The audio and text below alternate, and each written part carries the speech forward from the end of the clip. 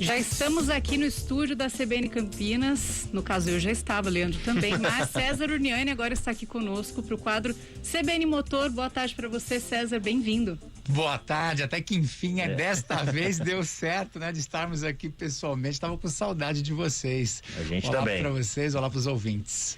Bom, hoje falando sobre as diferenças entre certificação automotiva, laudo e vistoria. Por que o pessoal confunde tanto isso? É porque realmente existem várias siglas aí, né? Eu também acabei indo correr atrás disso, porque eu confesso que às vezes até quando eu vou fazer alguma troca de carro, coisa do gênero, eu acabo me confundindo no que de fato é necessário ou não, né? O que ocorre, por exemplo, né? Eu até fiz uma busca na internet, né? Essas empresas que desenvolvem esse trabalho, a primeira coisa que você tem que ter certeza, se ela é uma empresa certificadora veicular, ou seja, aquela que gera o laudo de transferência. Muitas vezes, Stephanie, eu tinha essa confusão também do que é vistoria e do que é laudo de transferência, né? Então, o laudo de transferência é aquele que você tem que fazer baseado numa resolução do CONTRAN, que é a resolução 466 de 2013, que tem por objetivo fazer uma avaliação técnica e de identificação do veículo, né, que é exigida pelo Detran de São Paulo.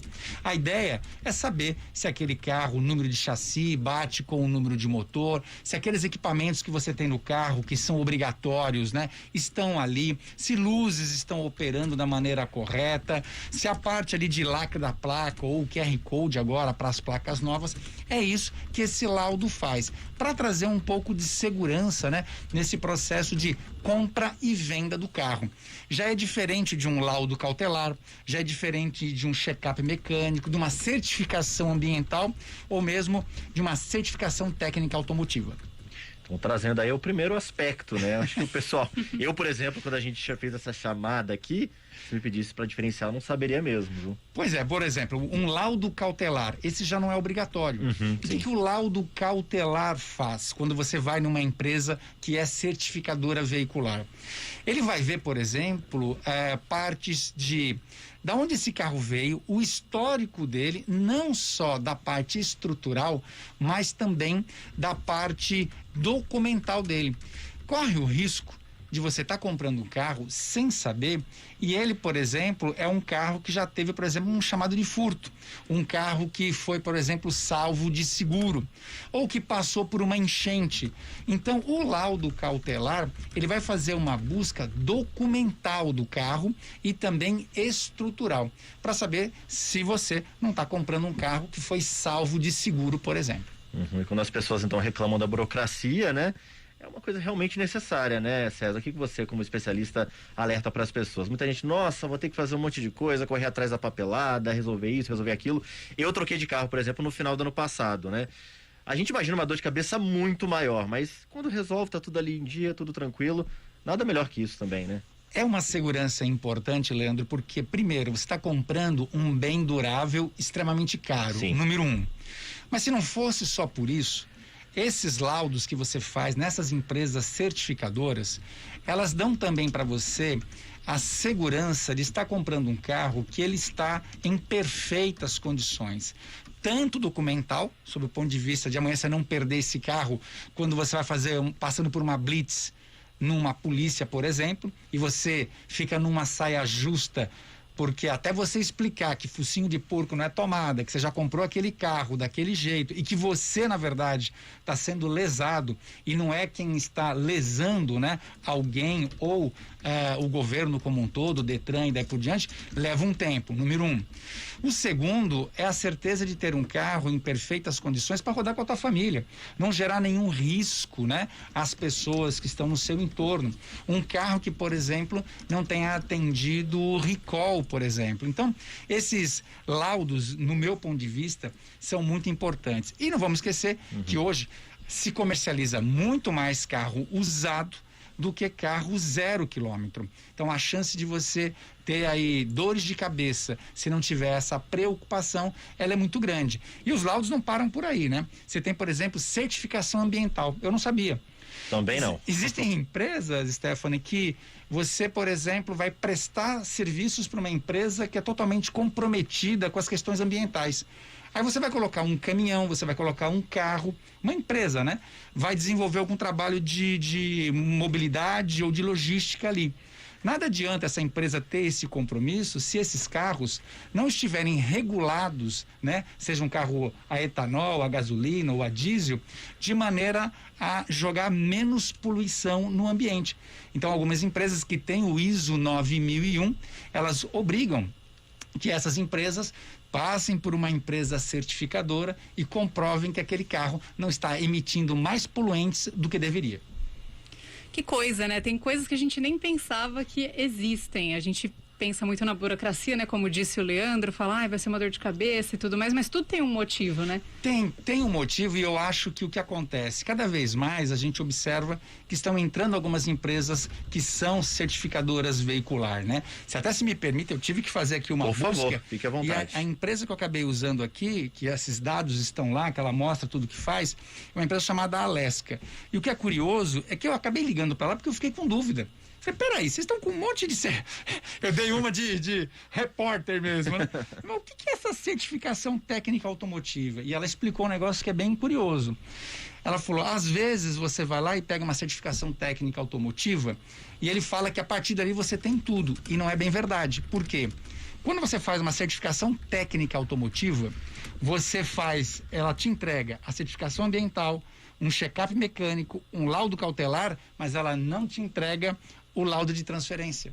O laudo de transferência, ele é separado e que você tem que fazer quando você vai fazer, por exemplo, uma transferência de um carro ou coisa do gênero. No meu ponto de vista, hoje, sabe aquela coisa de levar o carro antes de comprar no mecânico de confiança?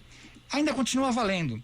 Mas é importante você exigir um laudo cautelar, uma certificação técnica automotiva, porque através de um órgão independente, você tem a certeza, por exemplo, Stephanie, de que você não está comprando o carro com o velocímetro adulterado. Porque, às vezes, o mecânico, ele não tem um scanner potente a ponto de observar se o câmbio daquele carro está com a mesma quilometragem batendo com a que está no painel. E o próximo passo, na verdade, são de empresas, Leandro, que eu até marquei aqui, são identidade digital. O que elas fazem? Qual que é o próximo, né, nível de cuidado? Os carros vêm cada vez mais com tecnologia. Então, hoje, você consegue, através de um laudo digital, saber se aquele módulo que foi instalado no seu carro porque estava com defeito e que você comprou às vezes na internet, aquele módulo vem com um número de chassi. Aquele número de chassi tem que bater com o número de chassi do carro.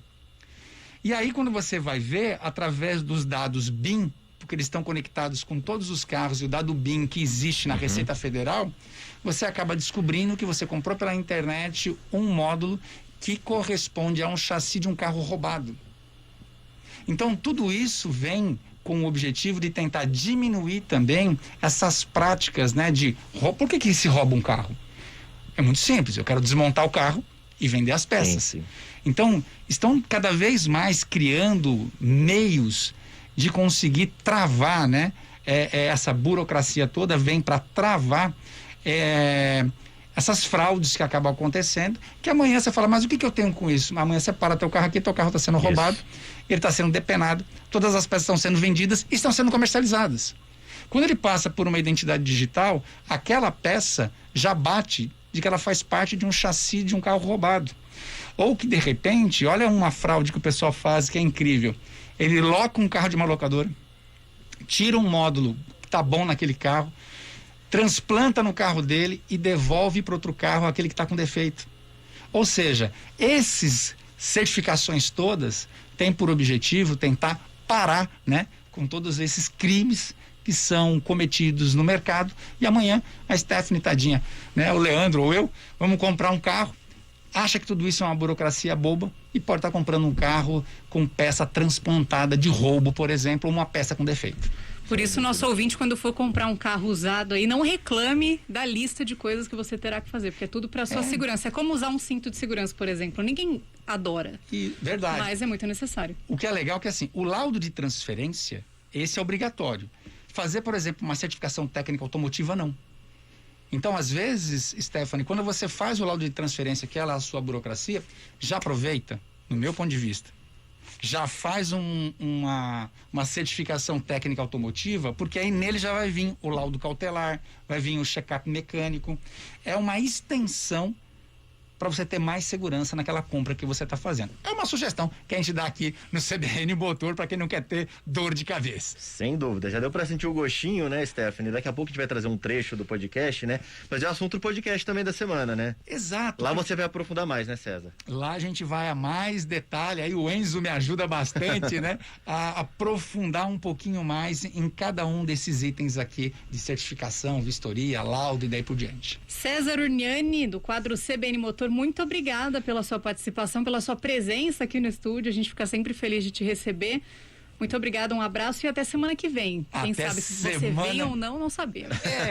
Até semana que vem. Eu acho que sim, acho que semana que vem sim. E eu concordo com vocês dois. Todas as vezes que a gente se encontra, a gente fala assim, nossa, é muito mais legal quando a gente está junto, quando a gente está ao vivo. A gente leva, né, pro ouvinte a coisa com muito mais fervura, né? É muito gostoso estar com vocês aqui. É um bate-papo, né? É um bate-papo. Obrigado, gente. Muito obrigada, César. Até semana que vem. Até semana que vem.